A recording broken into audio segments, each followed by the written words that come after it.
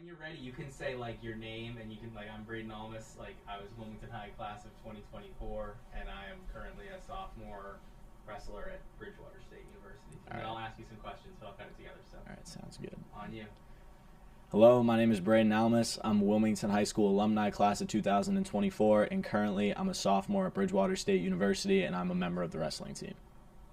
So, what have you done since graduating in 2024? I've done a lot of things. I've gotten good grades for the first time in my life. That was a big difference of going to college. I started getting into announcing football games because I missed being at football games, so I got into announcing. I also started training mixed martial arts, and I'm hoping to have my first fight next summer after that. So, yeah, I haven't been doing a whole lot, just kind of school, wrestling, fighting, announcing, sleep, and repeat. Tell me what you're majoring in college. You can say, I'm currently majoring in, or if you don't know, you don't. I'm currently majoring in digital film and media at Bridgewater State University. Tell me a little bit about how you first got introduced to film and media, and how did you get into that major? So I got introduced to film and media here at WCTV, actually. I think the first thing I ever filmed was for Senior Assassin. I was handed a camera, and I just hit the record button, and I followed Michael Lawler when he got out Anna Jansix. That was the first thing I think I ever filmed. But I remember it was like late February, and I was asked if I was going to the New England's tournament by Sam, and I said yes, and he's like, hey, do you want to film? So I took a camera down there. I started filming wrestling. I got back, and I made a couple edits, and I was like, hey, I'm kind of good at this, and it's pretty fun, and I like doing it. So I decided that's the route I wanted to go. Since then, I've filmed the Fargo qualifier for Massachusetts. I went and did a couple matches there. I filmed some baseball. I've worked on football. I've done a couple sports since then, but I'm really excited because I never thought I would find love in filming something, but I did. Can you tell me a little bit about, like, and you can restate it, like your senior year, you did your internship here, your senior internship, and then tell me what that experience was like. Yeah, sure. So my senior year, I did my internship at WCTV. I did a podcast called On the Mat with my co-host and one of my good friends, Jacob Doherty. Shout out Jacob. But it meant a lot because I came here not really knowing what I wanted to do in college. I was thinking maybe be a teacher, maybe get into business, maybe do something along those lines. And I realized that I could finally use my creative self that I don't get to use a whole lot, that I could really make something, write something out, script it, and make a project turn out how I wanted it to turn out. Because I feel like a lot of times you're watching a movie, you're watching a TV show, and you want to rewrite the ending and you can't. But being at WCTV, doing my internship here, showed me that, hey, you can write whatever you want. You can mold your own story. And by the way, capture it on a very expensive and nice camera and make it look great. So I had a great time here. I made relationships with everybody, Matt, Maria, Sam, Elijah. We had a great time, and if I could go back and do it again, I would in a heartbeat. What advice would you give to freshmen this year who are just embarking on their high school journey? What would you tell freshmen if you could? If I could tell them anything, it would honestly be to have fun and don't take things too serious. Because for probably the first 2 years of high school, I took everything way too serious.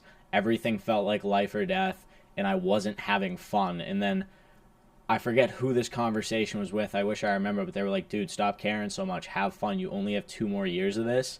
And ever since I took that advice to heart and started doing it, I've had so much more fun, so many more memories, made so many more friends.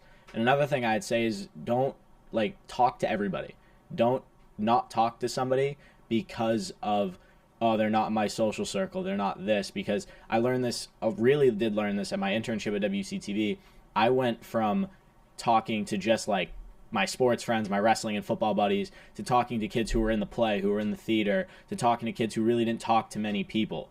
It's just, you never know who you're going to get along with, you never know who you're going to click with, and you're never going to know when you're older that might make or break something for you, depending, because people remember how you treat them, especially in high school. I know you still have 3 years ahead of you, but you've got 1 year under your belt. What advice would you give to kids who are just beginning their freshman year? What did you learn over the course of your freshman year? First thing I'm going to say, wash your bed sheets. Because, no, and listen, because you you don't realize at college, everyone's going to get the college flu. I'm going to look at everybody right now, right in the camera. You're going to get the college flu, and it is horrible. I was sick for like 3 weeks. I couldn't eat, drink, sleep. I was up all night. It was horrible. Wash your bed sheets every 2 to 3 days. I know it seems tedious. I know it's a lot of effort. But I promise you, you do not want to be that sick. Like, I know some people who are like, yeah, I washed my bed sheets last month, I'm fine. I'm like, no, you're not. You got to wash them at least once a week, 2 to 3 times a week preferably. Wash your sheets would be the first thing I could say. And the second thing I'd say is, a lot of you guys have already been in it for a little while, but go out and meet people. Go talk to people. Just make friends, because you don't know how your college experience is going to go unless you go out and do the things that you're uncomfortable with. Going out, making friends.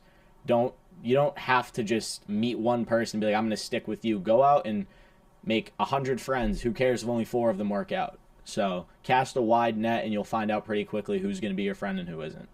You were on like Under the Lights for 2 years, I think, and really featured in your senior year, but you got 2 years of high school that just kind of, if you could restate that to me, that like you were a part of Under the Lights for the first 2 years of it, and what that experience was like.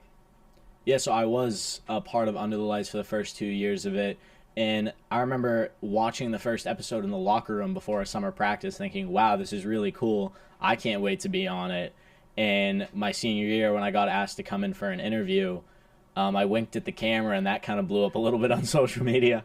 But Under the Lights really meant a lot to me, because my first year we really struggled, and the team, we were very close, but we also argued a lot because we were losing, and people were pointing fingers at each other. But every time an Under the Lights episode came out, it was, hey, new episode dropped, and everyone in unison would kind of sit there and watch it, and you could see people from all over the locker room smiling, having a good time, joking around about the episode with their buddies. So Under the Lights meant a lot to me my junior year. Senior year, it meant a lot, probably even more, especially considering because I missed 4 weeks of the season with a shoulder injury, because I was super upset. I was super down in the dumps about not being able to play football my senior year, because we didn't know if I had a broken collarbone or anything like that. Thank God it was just a sprain, but for 4 weeks I really couldn't do much besides watch practice, and that gets pretty boring. So what I would do is I'd watch the old Under the Lights episodes to kind of try and keep myself into it, and still being able to come in here for interviews. And even though I wasn't on the field for the first couple weeks with my teammates, it felt like I was still part of the team, being in here for interviews, being around, and it just made the season a lot better, especially knowing that one day I can show my kids, hey, your dad played high school football. Here's an actual video. Here's interviews of me. Like, I can show family, friends, future friends, teachers. Like, I can show really anybody, and it's really cool to me. How do you feel calling games? So calling games is a lot of fun. I never thought I would be an announcer, but when I was a little kid, I would always like walk up to my Aunt Isabel, and she told my parents, like, oh, we think he's going to be like a priest. He loves talking. He loves telling stories to people. And I also love football. So if all I have to do is talk about what's going on in the game and make it pretty entertaining, I think I do a pretty good job of that. But it's a lot of fun. Did I think I was going to announce? No. When you asked me to announce, was I going to say no? No. There was no part of me that was going to say no to that. It was a lot of fun. It's a really good experience. I even got to do the Thanksgiving game, which was awesome. That was a lot of fun.